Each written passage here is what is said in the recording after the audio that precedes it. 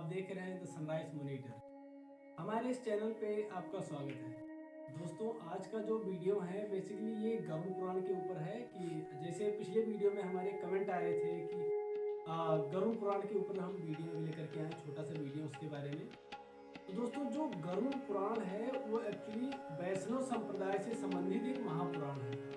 ये सनातन धर्म में मृत्यु के बाद संदिग्ध प्रदान करने वाला माना जाता है। इसीलिए सनातन धर्म हिंदू धर्म में जो है मृत्यु के बाद गरुड़ पुराण के श्रवण का प्रावधान है। इसी पुराण के अधिष्ठात्र देव भगवान विष्णु है।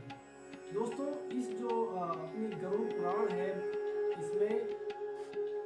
इसमें भक्ति, ज्ञान, वैराग्य, सदाचार, निष्काम कर्म की महिमा के साथ यज्ञ, दान, तप, तीर्थ आदि शुभ कर्मों में सर्वसाधारण को प्रवृत्त करने के लिए अनेक लौकिक और परलौकिक फलों का वर्णन किया गया है। इसके अतिरिक्त इसमें आयुर्वेद, नीतिसार आदि विषयों के वर्णन के साथ साथ मृत जीव के अंतिम समय में किए जाने वाले कृत्यों का विस्तार रूप से निरूपण किया गया है। जी हाँ दोस्तों, जो गरुड़ पुराण है इसमें जीवन से लेकर के मृत्यु तक और उसके साथ साथ दोस्तों जो अपने पुराने टाइम में जो आयुर्वेद इसके बारे में भी बहुत कुछ लिखा हुआ है। दोस्तों, गरुड़ पुराण में 19,000 श्लोक कहे जाते हैं। जी हाँ दोस्तों, गरुड़ पुराण में 19,000 श्लोक कहे जाते हैं। गरुड़ पुराण के बेसिकली दो भाग हैं, पूर्व खंड तथा उत्तरखंड। जी हाँ, पूर्व खंड एवं उत्तरखंड दो भागों में बटी हुई है। पूर्व खंड में 221 अध्याय हैं और कुछ पांडुलिपियों में 240 से 243 तक अध्याय मिलते हैं। उत्तरखंड में अलग अलग पांडुलिपियों में अध्यायों की संख्या 34 से लेकर के 41 तक है। जी हाँ दोस्तों, इसमें जो है 34 से लेकर के 41 तक संख्याएं हैं। उत्तरखंड को प्रेत खंड या प्रेत कल्प भी कहा जाता है। जी हाँ दोस्तों, उत्तरखंड को प्रेत कल्प या प्रेत खंड भी कहा जाता है। दोस्तों, इस प्रकार गरुड़ पुराण का लगभग 10% सामग्री पूर्व खंड में है और केवल 10% सामग्री उत्तरखंड में। पूर्व खंड में विविध प्रकार के विषयों का समावेश एवं जीव और जीवन से संबंधित है। जी हाँ दोस्तों, पूरा जीवन और जीव दोनों से संबंधित जो है पूर्व खंड में है और प्रेत खंड मुख्यतः मृत्यु के पश्चात जीव की गति एवं उससे जुड़े एवं कर्म कांडों से संबंधित है। श्री विष्णु भगवान द्वारा प्रतिपादित यह पुराण मुख्यतः वैष्णव पुराण है। जी हाँ दोस्तों, इस पुराण को मुख्य गारुणी विद्या भी कहा गया है। इस पुराण का ज्ञान सर्वप्रथम ब्रह्मा जी ने महर्षि वेद व्यास को प्रदान किया था। तत्पश्चात व्यास जी ने अपने शिष्य सूत जी को तथा सूत जी ने नैमिषारण्य में शौनकादि ऋषि मुनियों को प्रदान किया था। और उसके बाद पूर्व खंड, इस खंड को आचार खंड भी कहते हैं। जी हाँ दोस्तों, इस खंड को आचार खंड भी कहते हैं। इस खंड में सबसे पहले पुराण को आरंभ करने का प्रश्न किया गया था और फिर संक्षेप से सृष्टि का वर्णन किया गया है। उत्तरखंड, इस खंड को प्रेत कल्प भी कहते हैं। जी हाँ दोस्तों, इस खंड को प्रेत कल्प भी कहा जाता है। प्रेत कल्प में 35 अध्याय हैं। इन अध्यायों में मृत्यु का स्वरूप, मरणासन, व्यक्ति की अवस्था तथा उनके कल्याण के लिए अंतिम समय में किए जाने वाले क्रिया कृत्य का विधान पूरी तरह से लिखा हुआ है।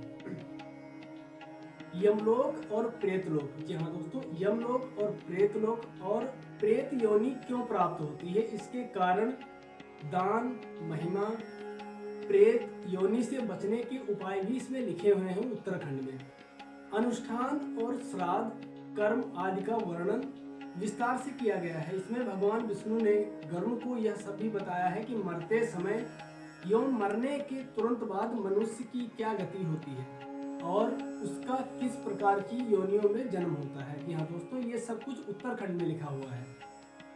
गरुड़ पुराण के अनुसार जिस समय मनुष्य की मृत्यु होने वाली होती है उस समय वह बोलने का यंत्र करता है लेकिन बोल नहीं पाता।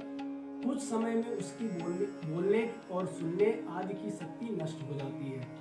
उस समय शरीर से अंगूठे के बराबर आत्मा निकलती है जिसे यमदूत पकड़कर यमलोक ले जाते हैं। यमराज के दूत आत्मा को यमलोक तक ले जाते हुए डराते हैं और उसे नरक में मिलने वाले दुखों के बारे में बताते हैं। यमदूतों की ऐसी बातें सुनकर आत्मा जोर जोर से रोने लगती है। यमलोक तक जाने का रास्ता बड़ा ही कठिन माना जाता है।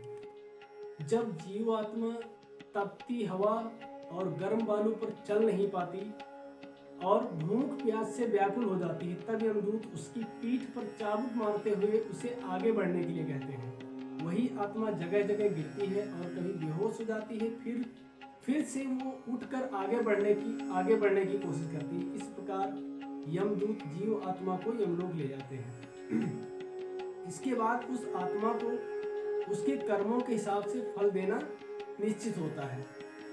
इसके बाद वो जीव आत्मा यमराज की आज्ञा से फिर से अपने घर को वापस आ जाती है। जी हाँ दोस्तों, यमराज की आज्ञा से जो मरे हुए इंसान की आत्मा होती है वो यमराज की आज्ञा से फिर से अपने घर वापस आ जाती है।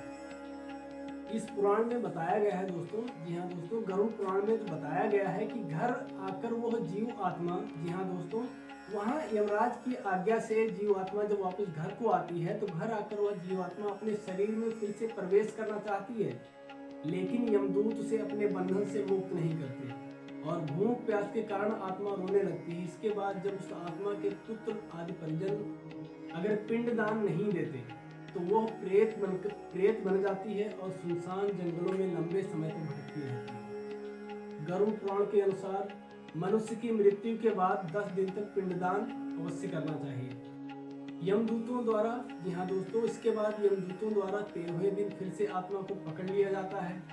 इसके बाद वह भूख प्यास से तड़पती 47 दिन तक, जी हाँ दोस्तों, इसके बाद वो भूख प्यास से तड़पती हुई आत्मा 47 दिन तक लगातार चलकर यमलोक पहुंचती है। जी हाँ दोस्तों, गरुड़ पुराण के अनुसार बुरे कर्म करने वालों को नरक में कड़ी सजा दी जाती है। जैसे लोहे के जलते हुए तीरों से इन्हें बांधा जाता है। जी हाँ दोस्तों, जलते हुए लोहे के तीरों से इन्हें बांधा जाता है। लोहे के नुकीले तीर में पाप करने वालों को पिरोया जाता है। कई आत्माओं को लोहे की बड़ी चट्टान के नीचे दबाकर सजा दी जाती है। किस आत्मा को, जी हाँ दोस्तों, किस आत्मा को क्या सजा मिलनी है और उसके कर्म निश्चित करते हैं। किस आत्मा को क्या सजा मिलनी है ये उसके कर्म पर निर्भर करता है कि उसने कैसे कर्म कर रखे हैं, उसको क्या सजा दी जाएगी, सब कुछ उसके कर्म पर निर्भर करता है। और दोस्तों, हमारा जो नेक्स्ट वीडियो आएगा वो वीडियो आएगा जो नर्क में क्या सजा मिलती है, नर्क कितने प्रकार के